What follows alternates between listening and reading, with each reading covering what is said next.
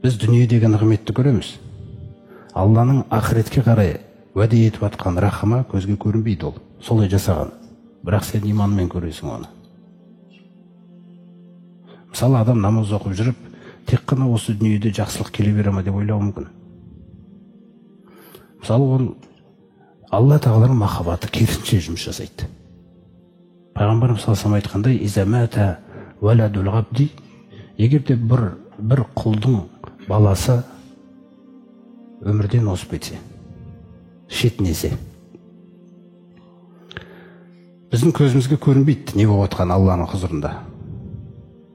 Біздің көзімізге көрінген біреудің сәбиі дүниеден шетінеп кетті. Бұлай қарасаң көңілге ауыр, бауыр етің мысалы. Бірақ неге намаз оқып жүрген, ораза ұстап жүрген адаммен Алла тағала бұлай істеді? Неге? Пайғамбарымыз ғайыпты ашады. Қалаллаху ли малаикатихи. Періштелер келіп жаңағы баланың жанын алған кезде, алып кеткен періштелерге Алла тағала айтады дейді.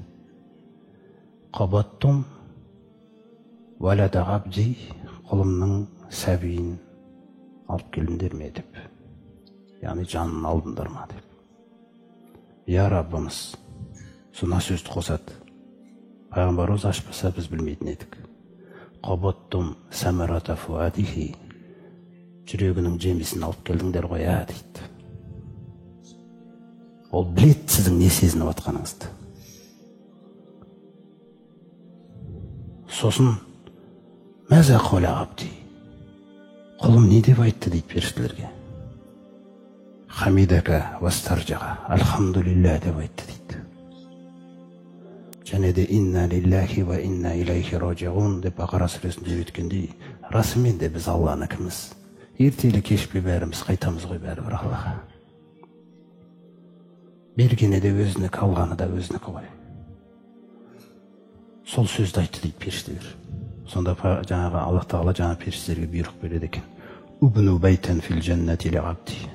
Анау жәннатқа барып, осы құлыма арнайы бір үлкен сарайды соғыңдар дейді. Қара не болып жатыр? Уассаммуху байтал хамди. Сол үйді Аль-Хамд деп аталатын үй деп атаңдар дейді.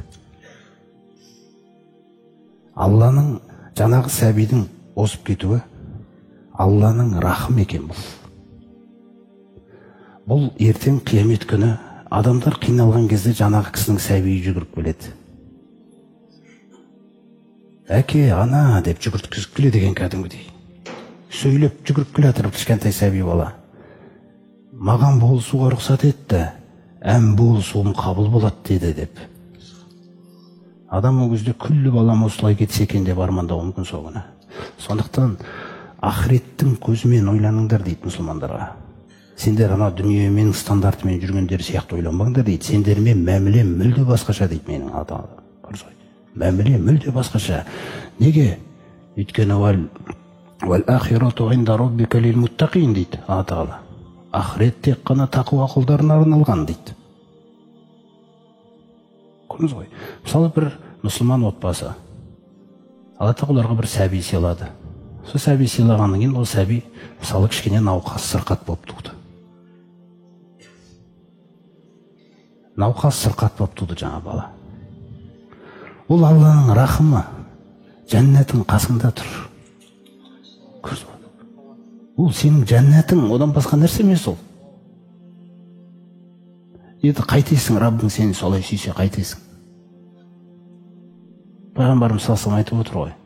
Иза ахаббаллаху қауман. Егер Аллах тағала бір адамдарды сүйсе дейді, ибталахум. Осындай емтихандардан өткізеді дейді.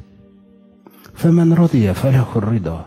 Кімде-кім сол тағдырға ризалық танытса, мен де ризамын ғой дейді оған. Вәмән сахита фәләху сухту. Кімде-кім наразы болса, онда мен де наразымын дейді оған.